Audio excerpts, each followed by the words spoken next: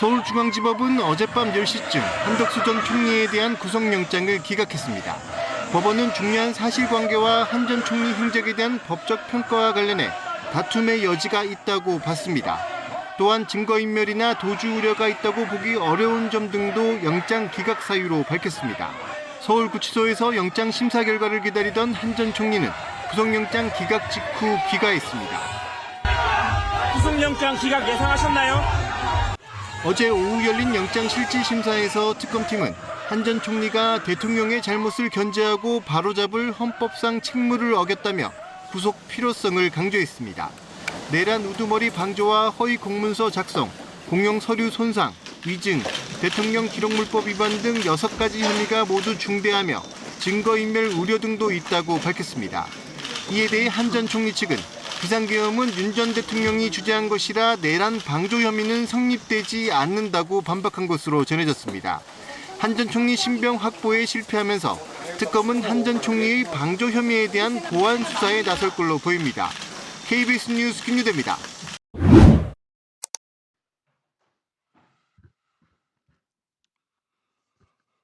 네, 한덕수 총리께 묻겠습니다. 지난 23일 헌재에서 김용현 전 장관이 계엄 선포 전에 한덕수, 이상민, 조태용 역시 개혁 지시문건을 받아갔다 이런 진술을 했습니다.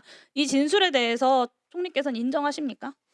저는 그 계엄에 관련된 어떠한 지시나 어떠한 서류도 받은 적이 없습니다. 12월 3일 계엄을 의결한 국무회의가 정당하다고 주장했습니다. 동의하십니까? 워낙 절차적, 실체적 흠결이 많기 때문에 동의하지 않습니다. 동의하지 않으시죠? PPT 한 장만 띄워주실래요?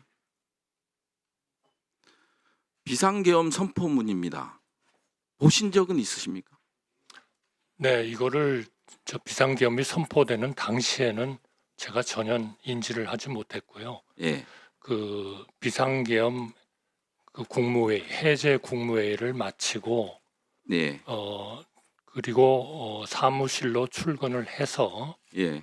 제 그 양복 뒷주머니에 있는 것을 알았습니다. 양복 뒷주머니에 있는 네. 걸 그때 알았다고요? 네, 저희가 인지한 것은 그때입니다만. 그때 그러면 거기에 놓여 있었습니까? 양복 뒷주머니에 있었으니까 집어서 뒷주머니에 넣으신 거 아니에요?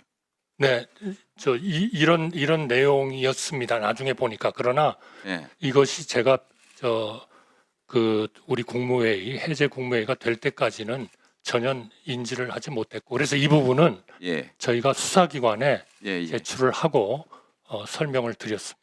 앞뒤로 감사합니다. 네, 맞습니다. 또 나와주세요.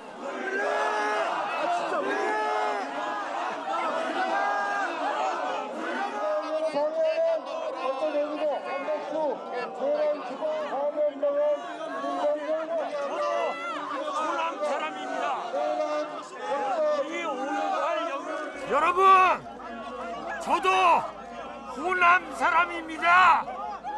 서로 사랑해야 합니다. 아껴야 합니다. 같이 뭉쳐야 합니다, 여러분. 여러분들 때문에.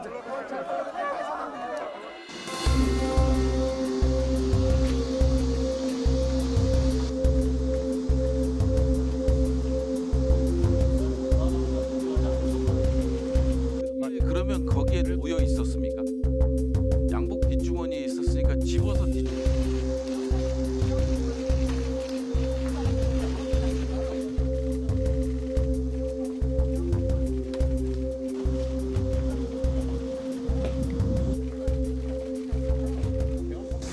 윤 전 대통령으로부터 계엄 문건 직접 받으신 겁니까?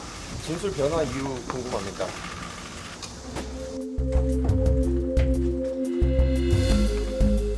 대통령이 자의적 권한 행사를 사전에 견제 통제할 수 있는 헌법상 장치인 국무회의의 부의장이자 유언유법한 비상계엄을 사전에 막을 수 있었던 최고의 헌법기관입니다.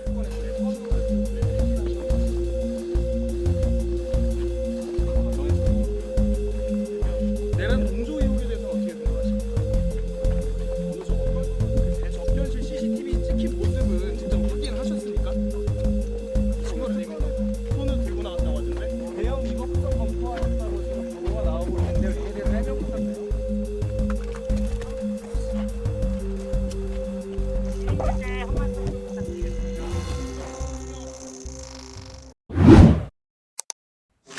내란 특검팀이 한덕수 전 국무총리에 대해 구속영장을 청구했습니다. 지난 20일 세 번째 소환 조사를 마친 지 이틀 만입니다. 특검팀은 먼저 한 전 총리에게 내란 우두머리 방조 혐의를 적용했습니다. 대통령의 잘못을 견제하고 바로잡을 헌법상 책무를 어기고 되려 비상겸의 절차적 정당성을 꾸며내는 것을 도왔다는 판단입니다. 유언 유법한 비상계엄을 사전에 막을 수 있었던 최고의 헌법기관입니다. 한 전 총리는 그동안 계엄 선포를 적극적으로 말렸다고 주장해왔습니다. 좀 더 많은 국무위원이 반대하고 계엄을 막고자 하는. 하지만 특검팀은 계엄 당시 11명의 국무위원만 참석한 채 급히 국무회의를 열고 5분 만에 종료한 과정에 한 전 총리가 일조했다고 보고 있습니다. 특검팀은 또 한 전 총리에게 위증과 허위 공문서 작성 등의 혐의도 적용했습니다. 윤 전 대통령 탄핵 심판에서 한 일부 증언들이 거짓이라고 봤습니다. 대통령실에서 계엄과 관련된 문건을 보거나 받은 기억이 없습니다. 특검팀은 54쪽 분량의 영장 청구서를 통해 구속 필요성을 강조했습니다. 특히 범죄의 중대성을 설명하는 데 가장 큰 공을 들였습니다. 한 전 총리의 구속영장 심사는 이번 주 중 열릴 전망입니다. 전직 총리가 구속심사를 받는 건 헌정사상 처음입니다. KBS 뉴스 서지영입니다.